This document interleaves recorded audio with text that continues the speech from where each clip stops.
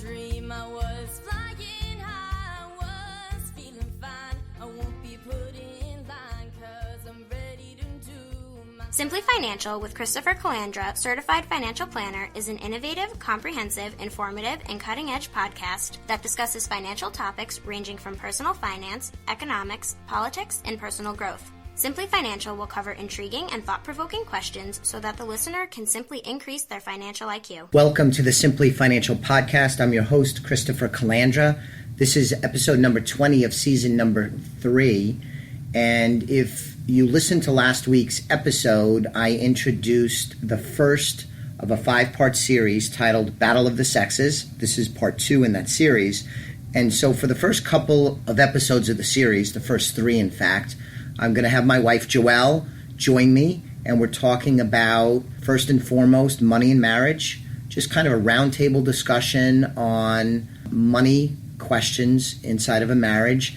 And then we're going to be doing an episode about teaching kids about money. And then the final 2 episodes in the 5-part series are going to be Lindy Brock, part of the team here at Elliott Wealth Management, getting her thoughts, and she and I discussing some of the same topics, money in a relationship as well as kids with money. So thanks again, Joelle, for taking some time to sit down with your husband and do the podcast. You've never done the podcast. I've been fortunate. I've done some media. I do the radio show. I've done the podcast. I've been a guest on other people's podcasts. I've done some television. This is your first, so were you nervous at all when we did the first episode? No, not really. No? No. Are you nervous now? No, not at all. All right.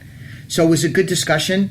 The first part of the 5-part series, we covered a lot of ground. And so what I wanted to start this episode with is, I'm a financial advisor. So I meet with often couples. It could be single individuals, could be divorced, widows. It runs the spectrum. But I'm meeting with I'm meeting with couples. What advice would you give me in working with couples to try and be fair to both parties and to facilitate conversations about their goals and objectives and help them come up with a plan so they could win with money? Any thoughts on how I should handle things? And the reason why I ask, Joelle, is because you and I have been in situations where we're on the other side of the table and somebody is meeting with us. And sometimes those meetings go well, and sometimes the expert, whether it's a tradesman or furniture salesperson or whatever, it doesn't go so well. So what advice would you give me? Do you have any thoughts on that? It's hard to say, because my first thing we say is to know your audience. But that's hard for you because you might not know your audience right away. In that respect, I think it's hard because you want to cater it to the people. So when somebody sits down with us and they start talking to us about buying the car, and then they start talking about things that don't mean anything to us. For instance, when we bought the car and we sat down to sign all the paperwork, these people were crazy. We had all this paperwork to do and all this stuff to do. And for us, we are people that our time is precious, and we try not to take advantage of other people's time, where I felt like if that guy was a lot more organized in his thoughts and in his practice, buying that car could have taken half an hour instead of an hour and a half. Right. They wasted I know exactly. She's talking about when we bought her car, which we talked about in the first episode. So we had bought her car. We had agreed on everything with the dealership. We were trading in a car. There was no financing. We were trading in the car. We were going to give them the check, and we were going to buy the car. We made an appointment to go and pick up the car. You know, we'd have to do the paperwork to buy the car and give them the check. But everything was worked out beforehand. And I thought we would go in, sign some paperwork. They would give us a little primer on the car, how everything works, and then we would be out. And we were there for, 3 hours? It was ridiculous. The guy was printing out the paperwork while we were there, organizing them, putting them in piles, pushing piles aside, printing out more paperwork. And that to me is annoying. You're wasting people's time. So my advice for you, just based on something like that, would be to be organized in your thoughts, have an action list, have questions, maybe they're different for younger people as opposed to older people, as opposed to married couples or widows or divorced. But know your audience, know what you're going into, where you're not wasting people's time. That's but good. you also want to make them feel the love and that you are interested in them and you want to help them. So in that instance, how annoyed was I in the dealership? Yeah, it was terrible. I would never buy a car from them again, or in retrospect, I would call ahead and say, listen, we're coming in. Are you going to be organized with everything and not printing out? And it's such a shame, but this is a tangent, but from a business perspective, they ruined it because the whole process up to that point was good. We were happy with the car. We were happy with the trade-in. We were happy with our salesperson. It was a good process. We walked in there excited, and we were pleased. We were happy customers. And that experience at the end, there was so much friction, it ruined the buying experience. And at least for me, I would be tempted not to buy again from them, not because of price or the quality of the product or the sales process, but that final piece was just so bad that I probably wouldn't go back there. And they ruined it at the last moment, and it's such a shame because it was within their control. And they must have printed out, no joke, 2,500 pieces of paper. It was terrible. I was so aggravated. What do you think? I know I'm jumping around. What do you think about prenups? If years ago I would have said we need to do a prenup. Now we were really young when we got married, but what do you think about prenups? That's an interesting question because, I could say if you had a prenup, that's not cool, but if I had a prenup, that's pretty cool. So I think it's a hard decision. I have to say that if you had a prenup, I think it would be okay. I think I would understand. We were very young getting married. We had a lot ahead of us.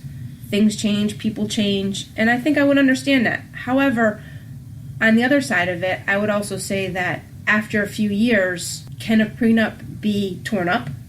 Yes. Both parties could, in writing, agree to void the prenup, yes. I think once there's kids involved and there's, you've gone through so many years, I think a prenup is okay, but maybe you say along the lines, like once we have children, once we get settled, that prenup goes away. Okay. To be fair, though, we were young, and I was good financially as a young person, probably better than most people my age, but I wasn't a multimillionaire or some... No. It was, yeah. So I think with prenups, I think second marriages, that comes more into play, and I think if there's a huge difference between one person's wealth and the other person's wealth that was accumulated before the marriage, that kind of lends itself to a prenup. We weren't in that situation. I mean, we got married in our early to mid-20s, and we were just starting out, and that really wasn't applicable. But I would say if there was ever an occasion, and God willing there wouldn't be, and there was a second marriage, I think I would strongly consider a prenup for myself. But I wouldn't say it's necessarily a bad thing, although I think at 23, 24, if I would have said we need to do a prenup, I don't know if you would have been as open as you're projecting here on the show. That would have been out of left field, no? Yeah. Would have definitely been. So along those lines, when we got married, today it's very popular, and I find this, Joelle, is in meeting with lots of people, especially, millennials, individuals that are younger than you and I, we're 47 and 48, is they do their finances separately, even within a marriage. And sometimes that's because it's second marriages with children from previous marriages or previous relationships. But even in the classic no children, first marriage, get married, they're often keeping their finances separate. We did not do that. When we got married, we combined all of the finances, and from the get-go, that's just how it always was. Thinking back on that, would it have been weird for us, not passing judgment on anybody else, but would it have been weird for us to keep money separate? What do you think about that? I think it just complicates everything. I'm a simple person, and those are a lot of books to balance. So you're just looking at it from the reconciling. No, I just think that, so, okay, say you have a checking account, I have a checking account, and then we have a joint checking account. I think that's what most people do. So, therefore, that have separate money. Therefore, you would take money, and I would take money, and we put the same amount of money into that joint checking account, and that checking account would maybe take care of the household bills, this, whatever. But then, in my checking account, I could go shopping for myself and do something else. I don't know, it baffles me. Not to judge anybody, I just don't understand how that works.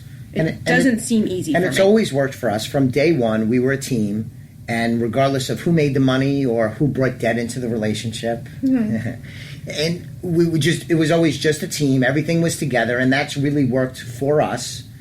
And I think there's academic studies that show that that's probably the best choice most of the time, although that might be changing today with so many people doing it differently. I heard a funny interview, Joelle, with a woman that was talking about they did that model. There's mine, yours, and ours. So they would have, like you said, their checking account where maybe their paycheck went in, and then their spouse would have a paycheck that their account that their paycheck went in, and then there would be a common account that they would each throw money in. And some bills he would handle, some bills she would handle, and then some bills would be paid out of the joint account.